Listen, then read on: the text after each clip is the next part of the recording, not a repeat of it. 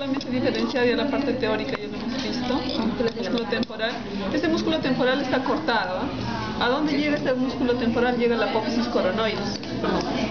O sea, si esto fuera así, esto viene como un abanico y tiene su fijación acá en la apófisis coronoides. Desde acá, esta zona es el punto donde se va a insertar el músculo temporal, acá.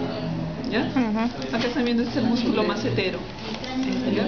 Como les decía, si nosotros vemos, por ejemplo, acá está el macetero, ¿no? Ahí encontramos el hueso, y en esta misma disposición, así, ¿qué músculo va a estar? El pterigoideo interno. Acá no está graficado, pero el pterigoideo interno tiene esta disposición así. Ahí. Así viene el pterigoideo interno. ¿Ya? Al ángulo. Así es. Y el pterigoideo externo está más afuera. Voy a ver si hay alguna maqueta que se pueda ver. Es el ángulo mandibular. Jugonio, punto craniométrico. Sí, pero eso no. Nos falta ver todavía el cuello, así que.